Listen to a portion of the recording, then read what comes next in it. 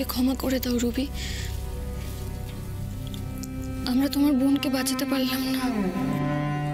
না না ম্যাডাম, এইভাবে বলবেন না। আমি তো নিজের চোখে দেখলাম আপনারা যথাসাধ্য চেষ্টা করেছেন, কিন্তু বোধহয় আমার বোনের কপালটাই খারাপ জানেন।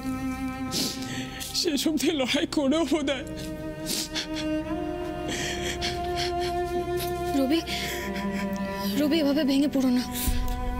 আমরা রায়ের অপরাধীকে শাস্তি দেব, শাস্তি দেবই দেব।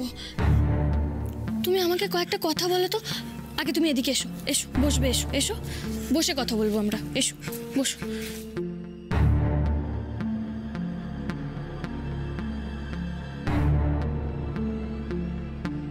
এবার বলো তো রবি, কাল আমরা আসার আগে ঠিক কি কি ঘটেছিল এখানে?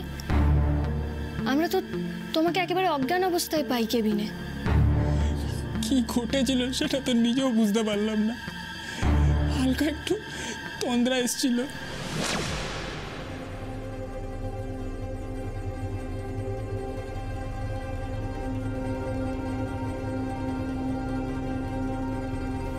কনস্টেবল দাদারা গেল কোথায়?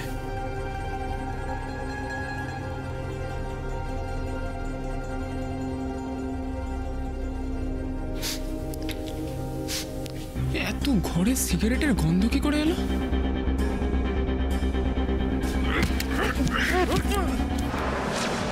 ব্যাস, তারপরে সব অন্ধকার।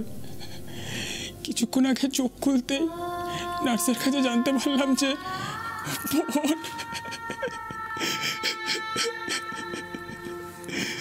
কেঁদো না রবি।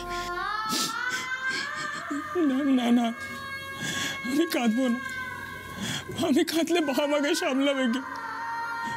ফোনটাকে তো বাড়ি নিয়ে যেতে পারলাম না। কিন্তু ম্যাডাম, আপনি দেখবেন যে কোনো মেয়েকে যেন এইভাবে হারিয়ে যেতে না হয়, আর কারণ বোনের সাথে যেন এই পরিণতি না হয় ম্যাডাম।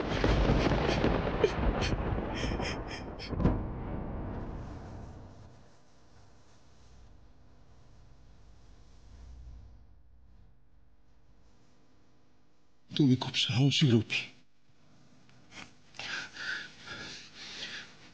আরো অনেক সাহসী হতে হবে তোমাকে। রবি, রবি শক্ত হও। তুমি একদম চিন্তা করো না। রায়ের অপরাধীদের শাস্তি আমরা দেব। আমি নিজে হাতে তাদের শাস্তি দেব, আর এমন শাস্তি দেব যে সেটা খুব ভয়ঙ্কর হবে।